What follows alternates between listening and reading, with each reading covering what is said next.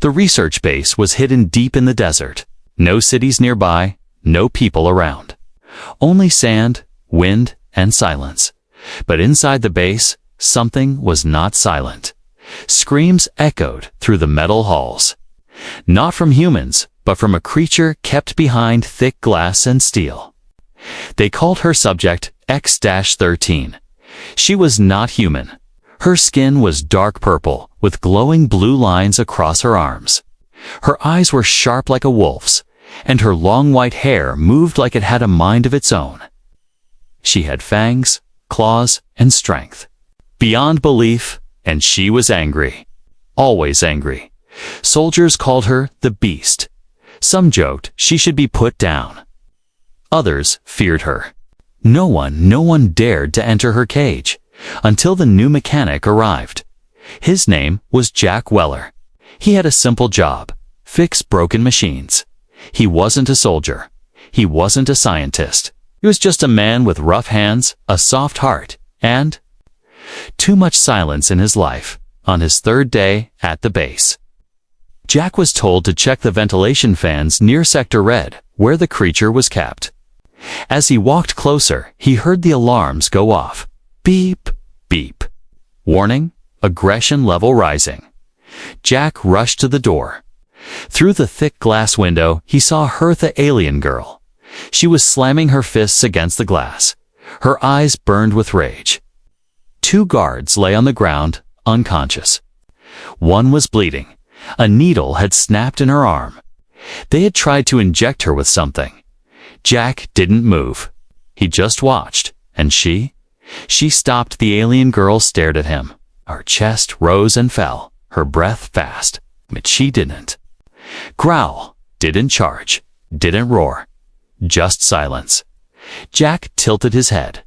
She tilted hers back. Then, without warning, the emergency doors slammed shut, locking Jack out of sight. He finished his job quickly and returned to his quarters, but he couldn't stop thinking about her.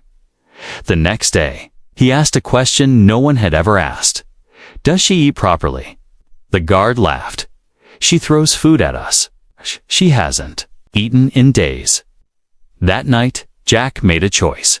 He took a small piece of bread from the kitchen, wrapped it in a napkin, waited until the cameras were offline for maintenance. Then, quietly, he slipped it through a tiny gap in the wall near her chamber. The alien girl didn't move at first. She sat in the corner, silent, her arms around her knees, like a broken statue. Then she sniffed the air. Slowly, she crawled toward the food, picked it up, looked at it, looked at the wall, and for the first time in weeks, she ate. Days passed. Jack came back, sometimes with water, sometimes with an old radio playing music. She never said a word. But she didn't throw anything anymore. She started watching him through the glass. One night, there was shouting.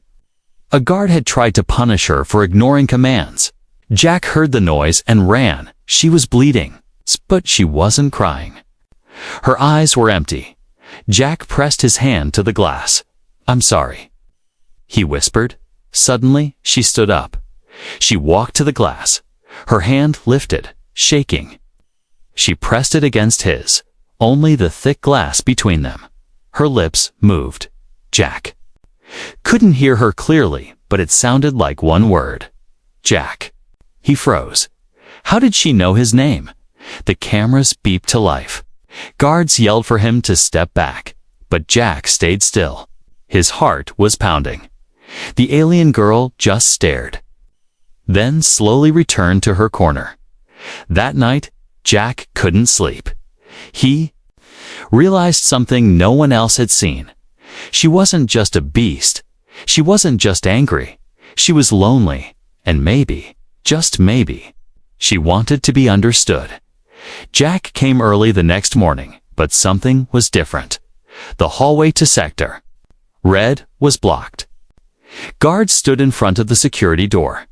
One of them, a tall officer with cold eyes, looked directly at Jack. "No one's allowed near the subject today. Orders from command," he said. "Why?" Jack asked calmly. She said your name last night, the officer replied, narrowing his eyes. That's a problem. Jack said nothing, but his jaw tightened. That evening, when lights dimmed and guards left for shift change, Jack took a risk. He crawled through the maintenance tunnel, silent as dust. He didn't bring food this time. He brought something else. A small mirror. He had found it in a broken locker, cracked, but still whole enough to show a reflection. Something told Jack the girl hadn't seen her own face in a long time. When he reached the small wall slit near her cage, he gently pushed the mirror inside. At first, there was silence, then dash movement. She walked over slowly, more curious than angry. Her glowing blue eyes looked down at the mirror. She picked it up and froze. For minutes, she stared, not at the mirror, at herself. Jack watched carefully. Her claws didn't close around the mirror. She didn't break it. She didn't growl. Instead, something unexpected happened. A tear slid down her cheek. Jack's chest tightened. He whispered, "You remember who you are, don't you?" She looked up, and then she did something no one expected. She held the mirror up, turned it, and tilted it toward the glass, so Jack could see his own reflection to dot side by side. The next day, she was taken away. Jack rushed to Sector Red and found the cell empty. Panic hit him like fire. He stormed into the control room. "Where is she?" he demanded. "Calm down," said the same cold officer. "She's not dead, just moved. Higher security. Level Z." "Why?" Jack asked. "She's learning too fast," the officer said. "She's speaking, adapting, and she's asking for you." Jack wasn't allowed on Level Z, but he found a way. He made a device. It looked like a standard air filter, but hidden. Inside was a speaker and microphone. He slipped it into the service hatch near the new chamber and connected it to his own radio. That night, he turned it on. The signal crackled. Then a soft voice. ... Jack. Jack sat upright, barely breathing. "I'm here. Are you safe?" She asked slowly, her words broken but clear. "Yes," he replied. "Are you hurt?" Silence. Then, "No, not now." Jack gripped the edge of the table. His eyes watered, though he didn't know why. "What's your name?" he asked gently. She paused, then said, "Vecca." From that night, they spoke for so minutes each day. Jack taught her words, colors, songs, simple jokes. Vecca told him about her planet, her people, her dreams before the war. She had been a protector of younglings. She had smiled once, danced, loved music. But humans never saw that. They only saw the beast she became in chains. One night, Jack said quietly, "You're not a beast." Vecca answered, "Not with you. But peace never lasts long." One day, Jack was called to a private room. 3 officers waited for him. "We know you've been in contact," said one. Jack didn't lie. "Yes, you're emotionally compromised," the lead officer said. "You'll be reassigned. Far from this base." Jack's heart stopped. "What about Vecca? She'll be used in a weapon test next week," the officer said coldly. "No," Jack said, standing. "She's not a weapon. She is," the officer said. "Until someone proves otherwise." That night, Jack spoke to Vecca again. She already knew. "I heard them," she whispered. "They're going to end me." "No," Jack said. "We're getting out." "Out?" she asked. Double quotes. "Yes. I have a plan." Vecca paused. "If I run, will I still have you?" Jack looked at the speaker. "You'll have me always." The escape plan had to wait. Jack knew if they rushed, both he and Vecca would be caught or worse. So he waited, but not silently. He dug deeper at night. He hacked into the base's old security logs, medical files, hidden reports. He expected to find details about Vika's strength, behavior, or DNA. But what he found made his stomach turn. Cold. Experiment log 401. Subject X13 was restrained for neural testing.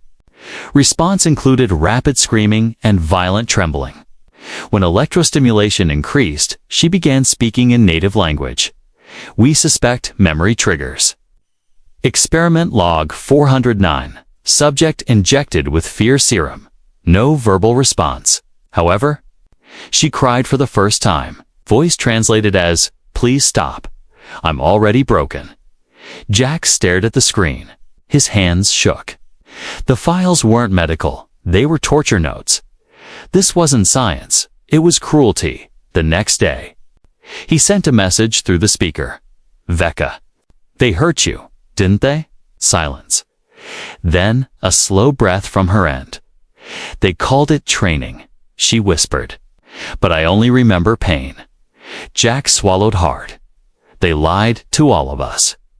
They told us you were violent by nature, that you were born like that." "I wasn't," Veka said. "I was a guardian. I protected children, until the fire." That night, Veka told him the truth.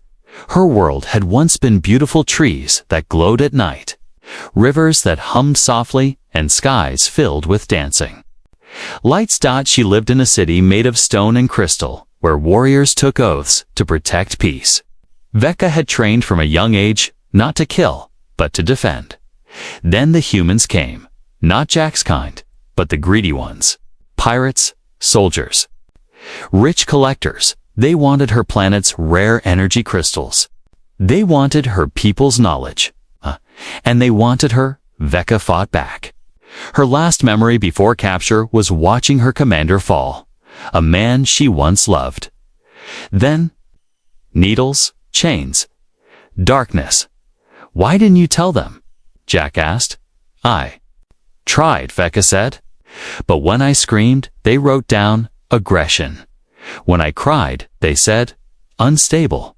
When I begged, they said alien sounds, no meaning."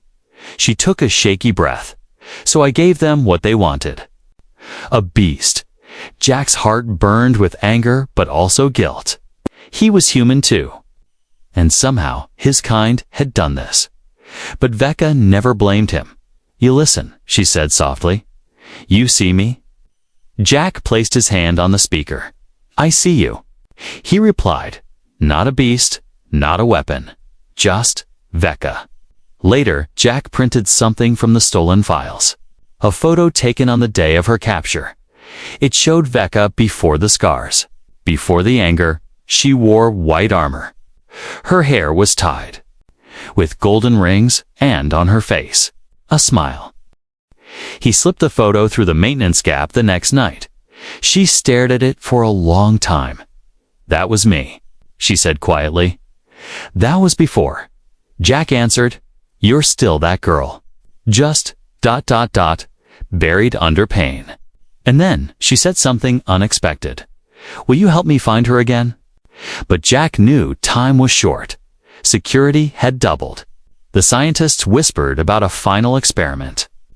Jack didn't know what it was, but he knew it wouldn't be safe. He had to get her out. Now, he looked. Veka in the eyes through the glass. "Tomorrow." "Night," he said. "We run." Veka didn't blink. She simply nodded. Her voice was low. "Then I will be your shadow." But outside her cell, danger was growing. The cold-eyed officer had begun tracking Jack. Cameras were no longer turned off. For him, one night, the officer found Jack near the Sector Z panel. "You're spending a lot of time in the shadows," he said. Jack stayed calm. Machines break in shadows. The officer smiled coldly. So do rules. The base had changed. Guards now moved in pairs. Cameras blinked red 24/7. The lights in Sector Z stayed on all night. Jack felt it in the air. They were planning something. Something final, but he didn't stop. He came every night, same hidden path, same whispered voice through the old speaker. And now, Vecca didn't just listen. She laughed. Not loud, not wild, just a small, broken laugh that warmed Jack's chest. Every time he heard it, sometimes she asked about Earth, about rain, about dogs, about music. Jack once hummed an old Earth lullaby to her. She didn't understand the words, but she hummed it back to him the next night. Then one evening, Jack did something bold. He brought a small gift, a bracelet made of scrap metal and a few wires, twisted into a smooth loop. Tia added a tiny, glowing chip in the center. When tapped, it blinked softly. It wasn't much, but it was the only beautiful thing he could create with his hands. When he pushed it through the gap, Vecca picked it up slowly. "What is it?" she asked. "Friendship," Jack said simply. She stared at it, then slowly slid it onto her wrist. The blue glow from her skin lit it up softly. "I have nothing to give," she whispered. "You already gave me something," Jack said. "You trusted me." But outside her cell, the danger was real. That same night, the cold-eyed officer walked into Jack's room. No knocking, just silence. Then, "We know you've been feeding it." Jack didn't deny it. "She has a name," he said quietly. "Vecca." The officer tilted his head. "So, the beast taught you her name. Did she tell you what she did to her own kind?" Jack's eyes narrowed. "What do you mean?" "She killed them," the officer said, dropping a file on Jack's desk. "She fought her own people, burned down her own temple. The only survivor." Jack opened the file with shaking hands. Inside were pictures, buildings on fire, dead bodies. "Smoke. Fake," Jack said after a long pause. "Believe what you want," the officer replied. "But if you're caught helping her again, you won't get a trial. You'll vanish." He walked away without looking back. Jack didn't sleep that night. He went to Vecca. "I saw pictures," he said. "They said you hurt your own people." Went still. Then she sat down in the corner of her cell. Her voice came slow, heavy. "They were already dead, Jack. The buildings were traps. They locked my sisters inside. I broke the walls. I set fire to the towers to end their suffering. Not to win, just to let them go." Jack believed her, not because of her words, but because her voice broke when she said it. The next day, Jack did something dangerous. He sent a message into the command system, encrypted with old military codes, just 5 words. "Vecca is not the enemy." He knew the escape had to happen soon. Every hour brought more eyes. Every silence felt louder. Vecca noticed it too. "Why do they fear me so much?" she asked. Jack answered honestly, "Because you survived everything they did, and still remember how to care." That evening, a strange thing happened. Jack entered the hallway. Vecca was waiting at the glass. She placed her hand there. As always, but this time she smiled. It was small, shy, but real. And Jack, without thinking, pressed his forehead gently against the glass. "I wish I could reach you," he whispered. Vika's voice came back, low and warm. "You already have," but danger wasn't far. As Jack turned to leave, he heard boots. The cold-eyed officer appeared. "You're done here," the man said. "You've crossed every line." 2 guards stepped forward, grabbing Jack's arms. He didn't fight, but as they dragged him away, he looked at Vecca. She stood frozen, her bracelet glowing. For the first time, Les saw something in her face he had never seen before. Fear. That night, the lights in Sector Z turned red, and in the darkness, Vecca whispered to herself, "Tomorrow, I will burn this cage." Jack didn't remember falling asleep. He remembered the cold floor, the metal cuffs, the voice of the officer warning him, "You played with fire. Now you burn with it." Then silence. Then a whisper. His name. Soft, almost like wind. Jack, tease. Eyes opened. He wasn't alone, inside the dark holding cell. A shadow moved small, slender, and glowing faintly. Vecca, am I dreaming? Jack asked, his throat dry. Vecca knelt beside him. The cuffs on his wrists clicked, then dropped. Broken. You're not dreaming, she said. Jack sat up, stunned. How did you get out? I broke the wall, she said softly.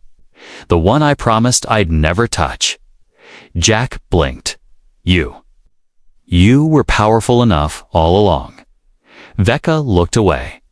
Yes, but I didn't want to escape alone. She helped Jack to his feet. Behind her, the air shimmered where security lasers once glowed. Fried wires sparked. Cameras hung broken. You fried the system, Jack whispered. You learned how to?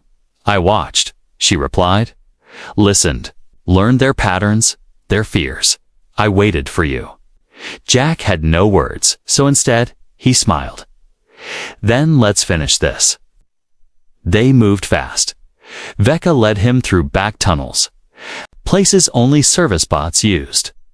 She had memorized every shift change, every blind spot. They passed sleeping guards, humming power cores. And locked doors Vecca opened with stolen keycards. Every step was a risk. Jack's heart pounded, not just from fear, but from how close she stayed to him. Like a shadow, like a protector, like something more. Halfway through the tunnel, Jack stopped. There was a panel on the wall. He ripped it open, pulled out a small glowing chip. What is that? Vecca asked. Evidence, he said. This chip holds the experiment files, the torture logs, your name, your truth. She looked at the chip like it was a weapon. It's all here. She asked. Yes, Jack replied. It's how we clear your name. Vecca touched it gently, then nodded. Let the galaxy see what they did. They reached the outer hatch. Only one door remained. Beyond it was the cold desert, wind, silence. Freedom. But the door didn't open. An alarm flashed. Manual lockdown, engaged, and from the shadows. The officer appeared cold-eye.com, holding a plasma pistol. I warned you, Weller, he said. This isn't a fairy tale. He looked at Vecca. You should have stayed in the cage. At least there, you mattered to someone. Jack stepped forward. She matters more than you ever will. The officer raised his weapon. Vecca moved before Jack could blink. She leapt, not like a human. A lightning. The officer fired. The shot grazed her side. She winced, but didn't stop. Her fist hit his chest plate hard. The officer slammed into the wall and fell unconscious. Jack ran to her side. You're hit. Vecca touched her side, burned, bleeding, but not deep. I've had worse, she said. Jack shook his head. You didn't have to take that from me. Vecca looked at him seriously. Yes, I did. The door opened. The desert wind howled in. The stars above were cold and bright. Jack turned to her. Are you ready? But Vecca didn't move. She looked back. The other cells, she whispered. The others. The ones who scream at night. Jack paused. You want to save them too? Vecca nodded. I won't leave them to rot, not like I did before. Jack sighed. That's going to get us killed. She met his eyes. Then we die with honor. Jack placed the data chip in her hand. Then, let's break every cage. Sirens howled through the night. Red lights flashed across every hallway of the desert base.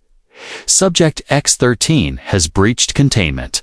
Repeat, alien subject is loose. Soldiers scrambled, guns drawn, but none of them were ready. Her, not for Vecca. Jack limped down the maintenance tunnel, blood dripping from his shoulder. The wound was small, but the pain stabbed with every step. A guard had spotted him. The shot grazed him, but he didn't stop. He couldn't. Not when Vecca had burst through a wall to save him. Not when she had whispered, "Follow me," and pulled him toward the emergency shaft. She wasn't a prisoner anymore. She was something else now, free, wild again, but not in rage. In purpose. As they reached the old hangar, Jack stumbled. Vecca turned and caught him. "You're hurt," she said, a mane in her voice. "I'm fine," he lied. She tore a strip from her uniform and tied it tightly around his wound. Her hands were fast, but gentle. Then came the drone.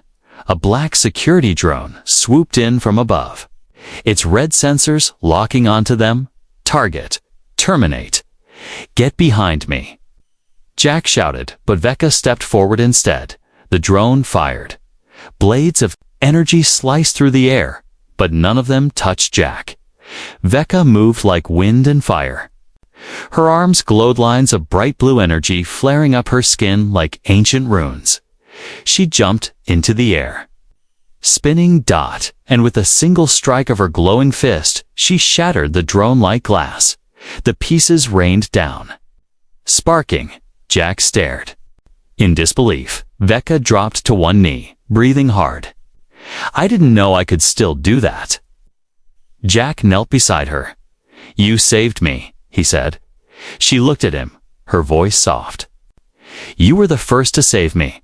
I only learned it from you." They exited the hangar, escaping into the dark wastelands that surrounded the base. The cold night wind hit them hard. No buildings, no shelters, just rocks, sand, silence, and stars. For a long while, they walked. Then Jack collapsed. He didn't even feel it coming. One step, and then everything went dark. He awoke to warmth. Fire crackled beside him. He blinked. Vec sat nearby, her arms glowing faintly to keep the flames alive. Her body hunched over his, blocking the cold wind with her back. "You passed out," she said quietly. Jack tried to speak, but only managed a dry whisper. "You built a fire." She nodded. "Learned from your datapad. Rubbed sticks. Took a while." He laughed weakly. "You're learning fast." Vika's face grew serious. "I had to. I didn't want to lose you." Suddenly, a loud beep came from Jack's belt, his emergency locator. He cursed. "They'll track us now." Vecca didn't panic. She stood slowly, her eyes glowing bright. "Let them come." Jack looked up at her. She stood tall, wrapped in desert wind and fearlized tea. Not a caged beast, not a broken alien, but something powerful, alive, free. And moments later. Shadows moved in the distance, hovercrafts. Jack forced himself to sit up. "We can't fight them all." "I'm not going to fight," Vecca said. "I'm going to protect." She turned, placed a hand on his chest, and looked straight into his eyes. "You trusted me, even when I was broken. Now, I will carry you." She picked him up gently, easily. He protested weakly. "I can walk." "No," she said. "You've carried me in silence for weeks. Now it's my turn." And with that, she ran into the night.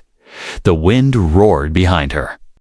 The lights of the hovercrafts faded behind hills, and the desert opened its arms to the girl who had once been caged.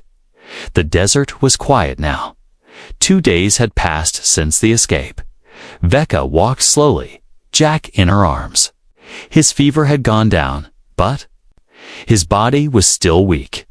Each time he blinked awake, she whispered, "Rest, I'll keep us safe." And she did. She built shelter from stones, collected water from dew, shared her warmth with him at night. Her people used to call her a shield. Now she understood why. She wasn't just escaping anymore. She was protecting someone she loved. On the 3rd day, a shadow appeared on the horizon. Vecca narrowed her eyes. Not soldiers. Her people, a scouting party of survivors. Quiet, cautious, eyes wide when they saw her covered in human clothing. carrying a man in her arms. They didn't cheer. They didn't welcome her. They dropped to one knee. She had been missing for years. They thought she died in the war, or were turned into a weapon. Now they saw her not as a warrior, but as something greater, a symbol of mercy. They gave Jack water, shelter, medicine from native plants. He woke under their care. Startled at first, but Vecca held his hand. "You're safe," she said. He smiled weakly. "You look peaceful." She blinked. The word felt strange on her lips. "Peaceful," she repeated. "I haven't felt that in a long time." That evening, the elders of her people asked to meet with her. They were scarred and tired, but wise. "You escaped the humans," one said. "How?" Vecca answered. "I didn't escape them. I escaped what they made me." They looked at her curiously. "I didn't run alone," she continued. "A human gave me food, then words, then something I forgot I could have." "What was that?" one asked. Vecca smiled softly. "Kindness." One elder leaned forward. "And what now? Do you want war?" "We can rise again.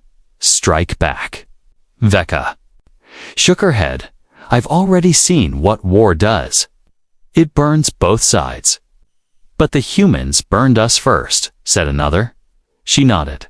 "Yes, but one human gave me a reason not to burn back."